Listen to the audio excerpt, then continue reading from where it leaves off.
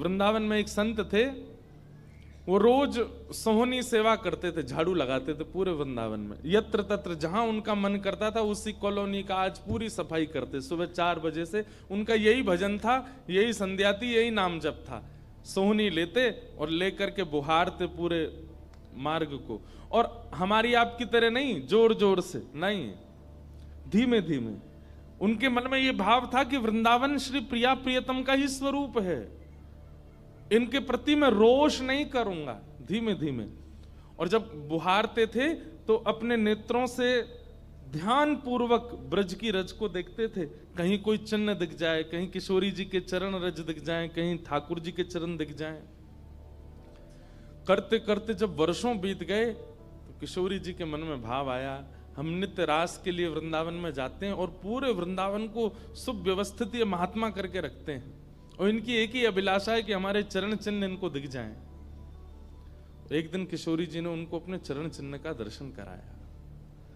वो चरण चिन्ह देख करके उनके मन में विश्वास हो गया कि हे श्यामा जो चरण चिन्ह है इसका मतलब चरण भी है, और चरण है तो मतलब आप भी हो। जब चरण चिन्ह तक ले ही आई हो तो आप अपने दर्शन भी करा दो। अब अगली उनकी स्थिति हो गई कि अब चरण चिन्ह नहीं, अब तो प्रत्यक्ष किशोरी जी को देखना है। लेकिन हमारे ब्रज की एक परंपरा है कि जब तक किशोरी जी की सखियां अनुमति नहीं देंगी ना, तब तक किशोरी जी के दर्शन नहीं हो सकते। इसलिए ललिता जी को मनाओ, विशाखा जी को मनाओ, यमुना जी को मनाओ, गोपेश्वर महादेव को मनाओ, सखियां जब रीझ जाएंगी तब किशोरी जी से मिलना होगा। वृंदावन रस अलग है। अभी हम 15 तारीख से जो कथा करने वाले हैं वो वृंदावन रस के ही ऊपर है। 15 से लेकर के 18 अप्रैल तक गांधी धाम कच्छ गुजरात में, जहां पर वृंदावन रसामृत पद लिखा गया, वहां उस कथा को आप लाइव सुनना, उसमें वृंदावन रस की ज्यादा चर्चा करेंगे। तो जब तक ललिता विशाखा आदि सखियां अनुमति नहीं देती तब तक किशोरी जी के दर्शन नहीं होते। लेकिन किशोरी जी तो चाहती हैं कि उनको दर्शन दें। तो एक दिन किशोरी जी ने रास करते करते अपना नूपुर वहीं छोड़ दिया, और नूपुर छोड़ करके किशोरी जी निकुंज में चली गई। आप सुबह सुबह जब सोहनी करने आए तो आपको वो नूपुर मिला, और नूपुर देख करके वो आनंदित हो गए। इतना सुंदर नूपुर, ऐसी सुंदर उसकी कलाकृति, इतना हल्का उसका वजन, इतना सुंदर उसका स्वरूप।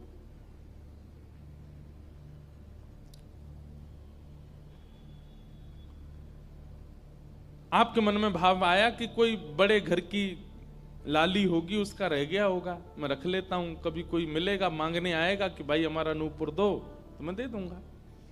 आपने वो नूपुर अपने पास रख लिया। नूपुर से दर्शन किशोरी जी ने कईयों को कराए। इसलिए वृंदावन में जब चला कीजिए ना, बहुत ध्यान पूर्वक देखते हुए पृथ्वी को चला कीजिए, क्या पता क्या मिल जाए।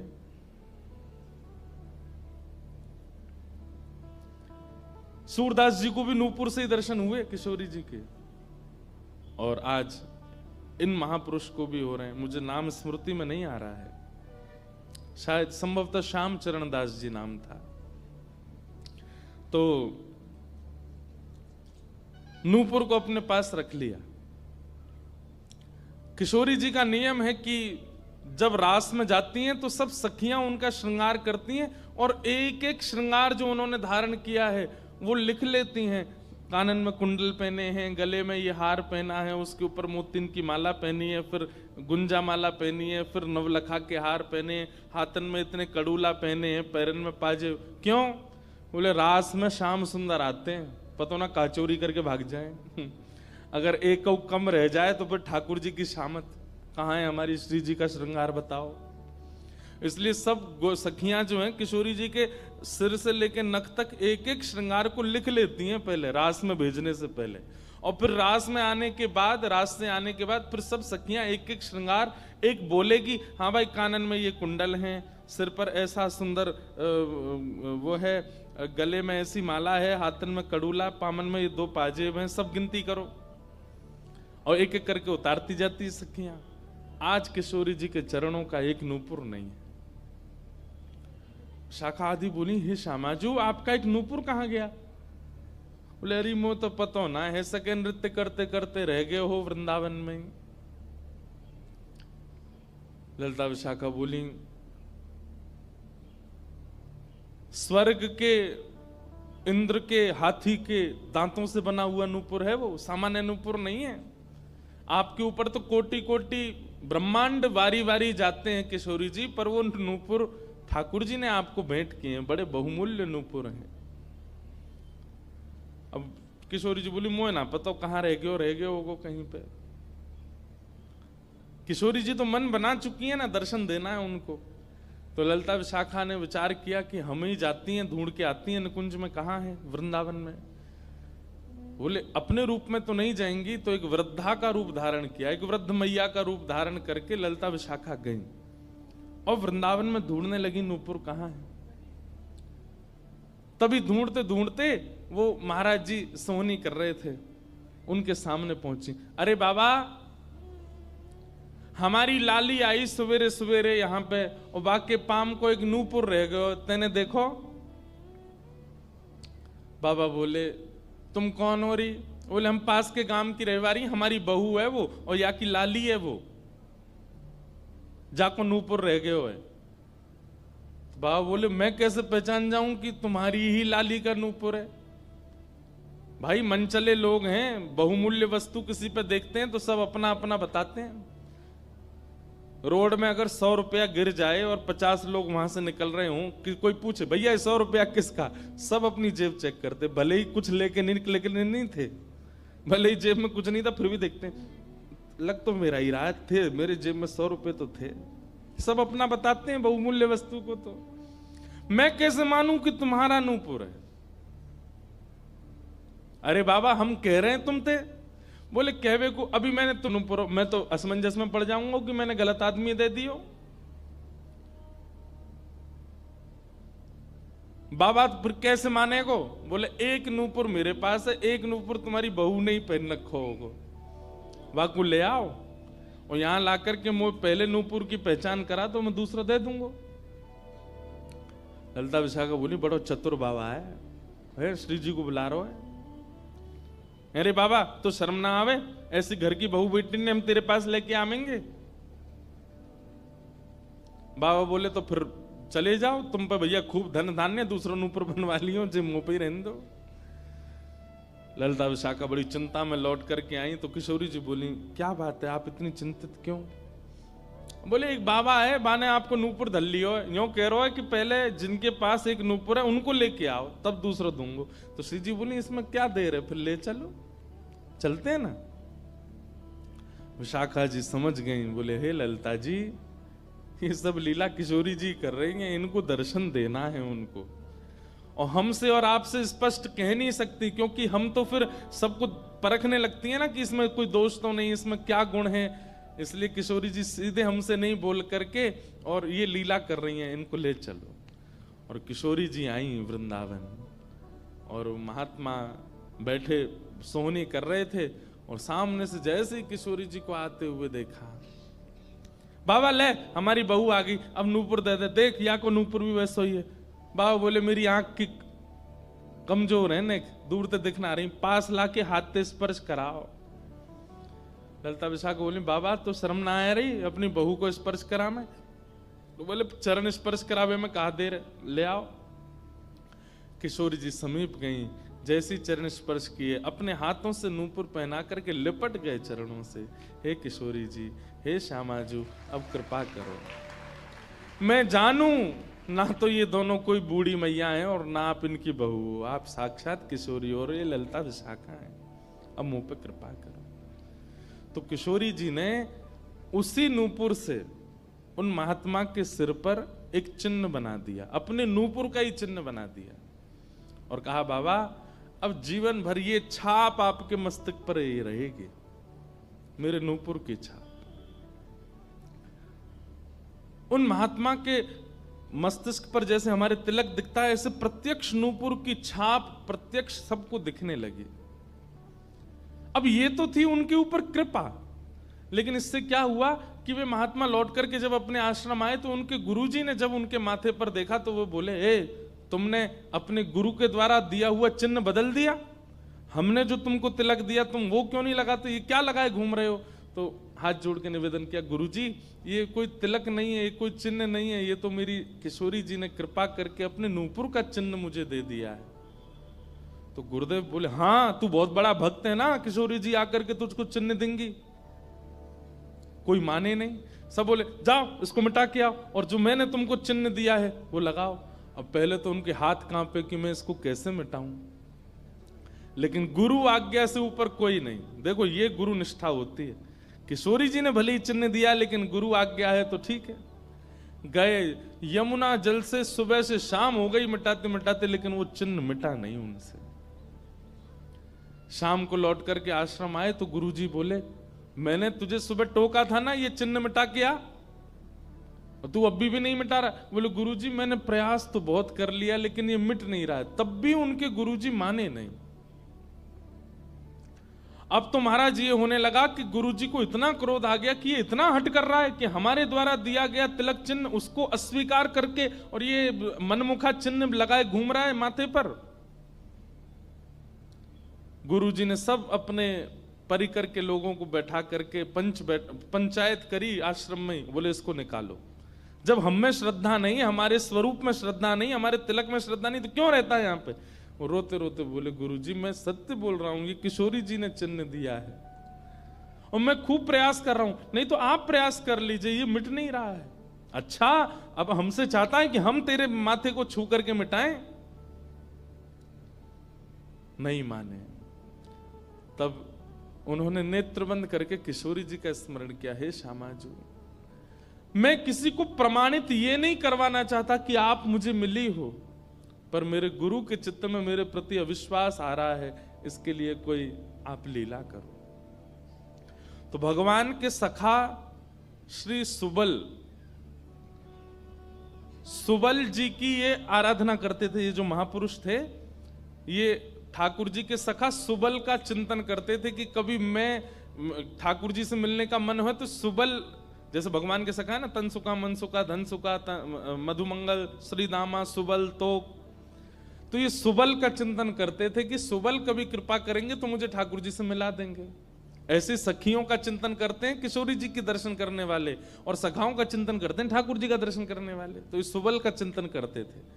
तो किशोरी जी ने सुबल को बुलाया।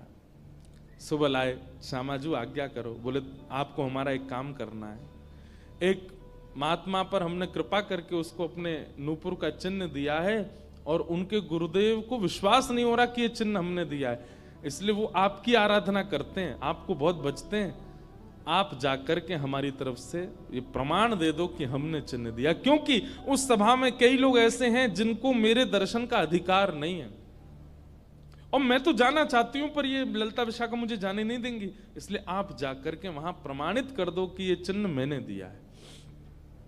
तब भगवान के सखा सुबल साक्षात उस आश्रम में प्रकट हो गए और प्रकट होकर के जैसे देखा दिव्य देह, दिव्य तनु, दिव्य तेज निकल रहा है, सबने प्रणाम किया। बोले कि ये आपका परिचय। बोले मैं भगवान का सखा सुबल हूं। देख करके सबने बोले आप कैसे आए। बोले हे गुरुदेव आप अपने शिष्य पर इतने रोष कर रहे हो, ये चिन्ह ये किशोरी जी ने ही इनके माथे पर पधराया है, आप इनके ऊपर नाराज मत हो। अब सुबल प्रमाणित करके चले गए। अब क्या हुआ, गुरु जी को आत्मग्लानि होने लगी। बोले मैं गुरु हूं और मेरे चेला को ठाकुर जी मिल गए, श्री जी मिल गई और मुझे विश्वास नहीं हुआ। तब गुरु जी ने अपने गुरुजनों को, अपने श्रेष्ठ जनों से जाकर के कहा कि मुझसे अपराध बना है। ठीक है, गुरु शिष्य के ऊपर क्रोध कर सकता है, उसका कोई दंड नहीं होता, पर किशोरी जी के द्वारा कृपा की गई, मैंने उस पर प्रश्न चिन्ह उठा दिया, इसका तो मुझे दंड मिलना चाहिए। तब सब रसिक जनों ने विचार किया। बोले इसका क्या दंड दें। तो बोले आप एक काम कीजिए, दंडोत्सव कीजिए, दंडोत्सव। बोले दंडोत्सव में क्या करना है। बोले आज तक जितनी तुम्हारे पास जमा पूंजी है सब संतों की, भक्तों की सेवा में लगा करके और आनंद से सुंदर भंडारा करो, सुंदर नाम संकीर्तन करो, सुंदर अपने घर पर एक उत्सव रखो और उसमें जितने महापुरुष आए सबको दंडवत प्रणाम करते करते सबसे क्षमा मांगो और फिर जब सब तुम्हारा धन संपत्ति अब तक जितनी कमाई वो सब संतों की सेवा में लग जाए, फिर उन संतों से कृपा प्रसादी मांगो कि आप सब मुझे क्षमा कर दो। इस प्रकार से दंडोत्सव करो। तो जिन्होंने ये भाव कहा है उनको ये दंडोत्सव करना है। दंडोत्सव मतलब अब पूरे जीवन की जमा पूंजी तो खर्च नहीं कर पाओगे, पर हां पिछले 3-4 साल में जो जमा कर रखा है प्रयास करो उससे। पंढरपुर में वारी जाती हैं, हमें भैया बता रहे थे अपने जो जिनके साथ हम घूम रहे थे कल, कि यहाँ वारी जाती है, यहीं से जाती है श्री पंडरीनाथ भगवान की वारी में इतने सारे वैष्णव जाते हैं, उनकी सेवा में लगा दो। वृंदावन जाके कुछ लगाया हो, पंढरपुर में लगा दो, गोवर्धन में लगा दो, और सुंदर अपने घर पर एक ठाकुर जी का उत्सव करके किसी श्रेष्ठ को वृंदावन से बुला करके उनका सुंदर संकीर्तन करवाओ, कथा करवाओ, 2-3 दिन का ही कोई उत्सव रखो। इस प्रकार से अपनी वो जमा पूंजी संत वैष्णवों की सेवा में खर्च करके भंडारा करा के जितनों से मिलो सबसे क्षमा मांगो।